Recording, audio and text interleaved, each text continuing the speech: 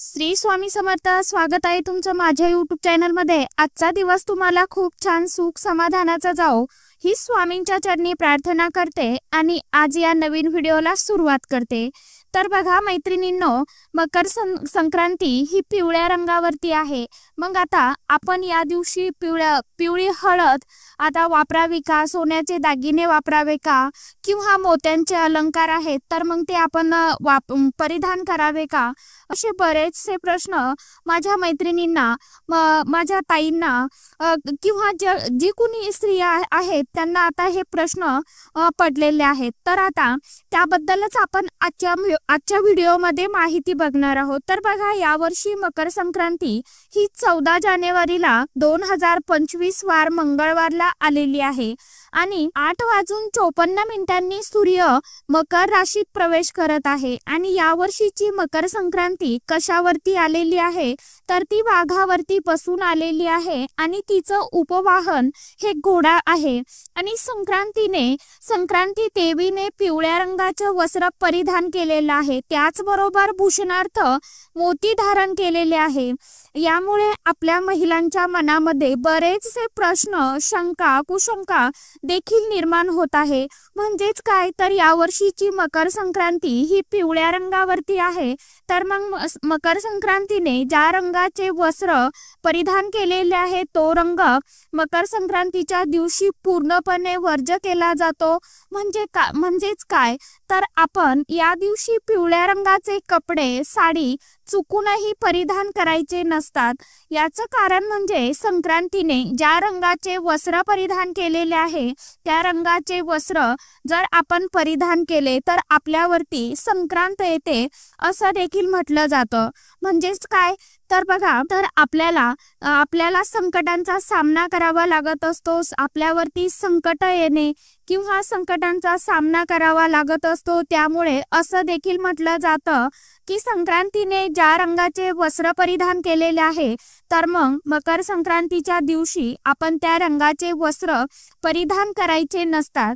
आता बऱ्याचशा स्त्रियांना प्रश्न पडलेला आहे की मग आपण या दिवशी पूजेमध्ये हळद वापरावी की नाही, किंवा एकमेकींना हळदी कुंकू लावतो तर मग ती हळद लावावी का, कारण हळद तर पिवळ्या रंगाची आहे। त्याचबरोबर सोन्याचे अलंकार देखील ते देखील पिवळ्या रंगाचे आहे, मग ते दागिने घालावे, हे देखील घालावे की नाही, कारण याचा देखील रंग पिवळाच असतो।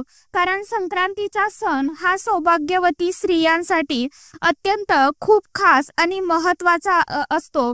या दिवशी आपण प्रत्येक स्त्रिया या दिवशी खूप छान मेकअप करतो, साज शृंगार करतो, दागदागिने घालतो। मग सोन्याचे या दिवशी दागिने घालावे की नाही, त्याचबरोबर आपण जो ववसा पूजत असतो मग हा ववसा 5चा असेल किंवा 25चा असेल, आता तुमच्याकडे जशी प्रथा असेल, जशी पद्धत असेल तसं, तर मग यामध्ये हळकुंड देखील असतं, तर मग हळकुंडाचा रंग देखील पिवळा आहे। मग ववसा पूजताना त्यामध्ये हळकुंड पूजेमध्ये घ्यावं की नाही, तसेच या दिवशी सर्व पिवळ्या वस्तू वर्ज्य करायच्या असतात का, त्याचबरोबर पिवळ्या रंगाच्या बांगड्या, मोत्यांच्या बांगड्या घालाव्या की नाही, असे अनेक प्रश्न आपल्या महिलांच्या डोक्यामध्ये आता सध्या चालू आहेत। कारण मोत्याचे दागदागिने परिधान करावे की नाही असे खूप प्रश्न आपल्या महिलांना पडलेले आहे। तर मग सर्वात महत्त्वाचं म्हणजे आता संक्रांती देवीने ज्या रंगाचे वस्त्र परिधान केलेले आहे त्या रंगाचे कपडे, साडी आपल्याला वर्ज्य करायचे आहे।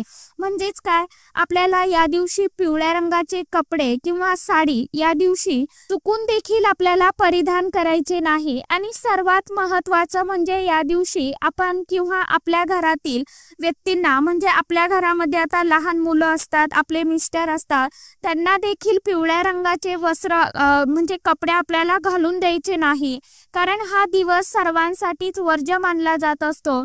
त्यामुळे या दिवशी सर्वांनी या नियमांचं कटाक्षाने पालन करावं, नाहीतर अन्यथा आपल्याला आयुष्यामध्ये संकटांचा, दुःखांचा सामना करावा लागत असतो असं देखील म्हटलं जातं। तर बघा, आपण हळद पूजेमध्ये किंवा एकमेकींना लावू शकतो, त्याचबरोबर आपण या दिवशी सोन्यांचे दागदागिने देखील घालू शकतो। तसेच ववसा पूजनामध्ये प्रकारे देखील हळकुंड तुम्ही वापरू शकता। जशी तुमच्याकडे प्रथा असेल वौसा पूजण्याची त्याप्रमाणे तुम्ही वौसा पूजायचा आहे। फक्त आपल्याला मकर संक्रांतीच्या दिवशी पिवळ्या रंगाचे कपडे वस्त्र आपल्याला चुकून देखील परिधान करायचं नाही। या नियमांचं आवर्जून पालन करायचं आहे। बाकी इतर कोणत्याही पिवळ्या रंगाच्या वस्तू ज्या असतात तर त्याचा वापर तुम्ही करू शकता। आता बऱ्याच माझ्या मैत्रिणी मकर संक्रांतीनंतर हळदी कुंकू करत असेल तर कारण हळदी कुंकू हे रथसप्तमी पर्यंत केलं जात असतं। पौष महिन्यामध्ये कोणी कोणी रविवारी देखील हळदी कुंकू करत असतं। तर मग इतर कोणत्याही दिवशी आपण पिवळ्या रंगाची साडी नेसू शकतो का? आपल्याला मकर संक्रांतीच्या दिवशी हे पिवळ्या रंगाचे वस्त्र परिधान करायची नसतात। इतर कोणत्याही दिवशी आपण पिवळ्या रंगाची साडी नेसायला काहीही हरकत नाही। तसेच या दिवशी तुम्ही मोत्यांच्या बांगड्या किंवा दागिने देखील घालू शकतात। काही हरकत नाही, काही होत नाही।